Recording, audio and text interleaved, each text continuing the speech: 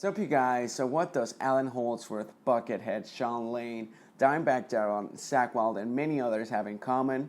Well, have you ever heard something like this?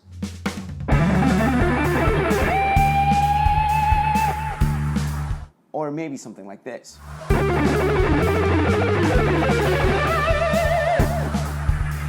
Or maybe playing your favorite guitar-style video game and played something like this.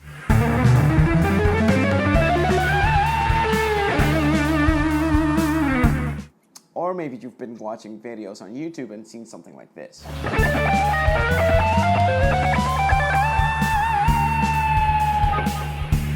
Well, it all comes from pretty much the same place. They're all tension-building concepts. More specifically, these are symmetrical fingerings. Now, you've probably heard of symmetrical scales. This has nothing to do with that. This is something very different. Symmetrical scales are a very specific set of notes that you get to play over and over again. Probably same 7 or 8 or 6 notes get repeated over and over again. In this case, we're using a very specific set of fingerings. Now, there's a whole bunch of different ways in which you can set up your fingers to get sounds sort of like the ones you heard before in the different examples. Now, let me just give you guys the first example, which is groupings of 2 minor thirds. So we're going to do a minor third apart from the first, from one note to the other, and then we're going to do another minor third from that note to the next one. And now what I'm going to do is I'm just going to play the same distance on all different strings. And it's all going to happen on the same frets. Now it goes something like this. Now you can hear bits of things that are very similar to this, played by Dimebag Darrell and Cowboys from Hell in the solo. And you can play bits of, and you can listen to the things, some bits similar to this, in the song Junkie, in Ozzy Osbourne's song Junkie, and it's played by Zach Wild. So it's, and you can apply that any single way that you prefer. Now for a faster example, and this is something like what I did at the beginning. I'm just playing the same pattern up the fretboard.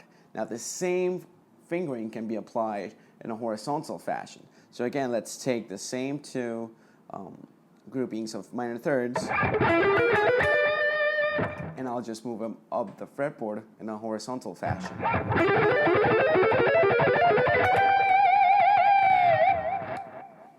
Now, it's the same fingering, it's the same pattern, it's just applied in a different fashion.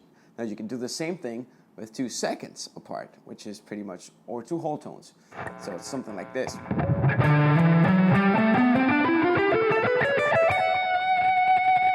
Let's do it a little bit faster.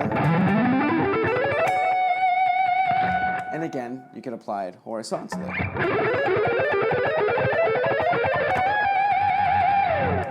Now again, the same thing can be done with 2 half steps. Instead of 2 whole steps, 2 half steps. So something like this.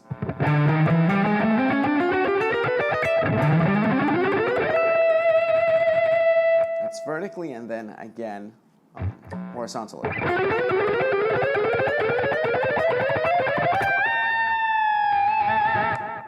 Now that's just mixing and matching different sets of intervals. So for example, to review, we did 2 minor thirds. We did 2 seconds, major seconds, and then 2 half steps. Now we can also do sets of intervals. So we could do like a third, major third, a fourth, and we could do it again vertically.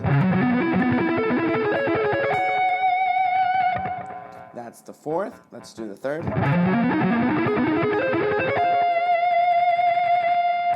And we could do it horizontally. Let's do fourths first. Now this pattern, I like to apply some sets of slides in between. We could do the same thing with the major third.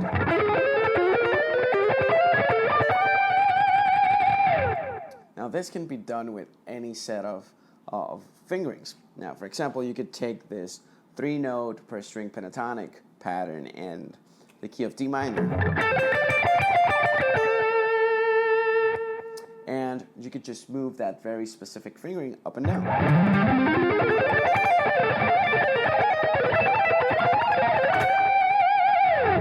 Now you can get creative and mix and match any set of intervals that you like, or pick apart any type of intervals that you like. Be it something like 1, 2, flat 3, 1, flat 2, flat 3. Really any type of fingering that you prefer, or something that sounds good to your ear, and apply it in a horizontal or vertical fashion. Now, all these types of examples can be heard in music styles like metal, like fusion, jazz fusion, and traditional jazz. Specific traditional and modern jazz, actually. It gives it that fluid, that weird, very outside sounding, again, sound. Now, there's some very specific things to take into consideration when applying these type of ideas, since they are very, very outside out ideas and they sound kind of weird. It's very, very important in the way that you create some type of resolution for these patterns or lines. It's very important that you land on a chord tone or on a very, very safe extension of a chord. Now, for example, all the other things that I did in the video, I'm doing in D minor. So all I'm doing is I can do a line and finish in D minors, or I can begin by soloing in D minor, something like D minor pentatonic, go into a line, and then finish again on D minor pentatonic, or a note of the chord that's sounding. For example, let's take this D minor pentatonic 3-note per string idea we already did. Let's move it up in half steps, and I'm gonna finish on, I'm gonna finish on this F here, which is the third of the D minor chord. Let's do it.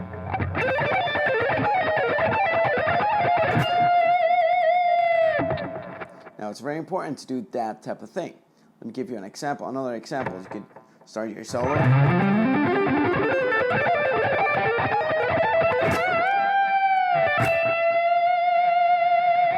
I start off in D minor pentatonic. I move up into something a bit stretchier,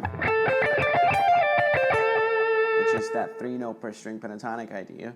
And then I just move it up in half steps.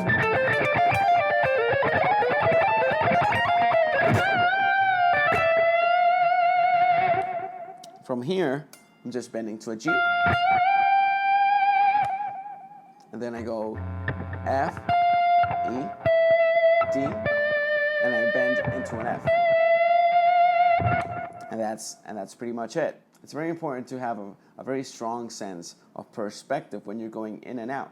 Think about what the listener is actually going through. You want to use this as a bit of spice. You want to make things a little bit more interesting by using these types of concepts. But you don't want to be playing outside all the time, because it's just going to sound crazy. It's going to sound like you don't know what you're doing. So again, use them wisely. Go play in, go out for a little bit, and then come back. Don't just stay out there, because you'll lose your mind. Alright, so that's it for this video. Hope you guys liked it. Remember to follow me on any type of social media. I'm on Facebook, Instagram. I'm obviously on YouTube. If you're interested in buying my book, The Art of Scale Weaving, you can find it on Amazon and Barnes & Noble. And remember to hit subscribe and the like button and comment below. Alright, thanks for watching.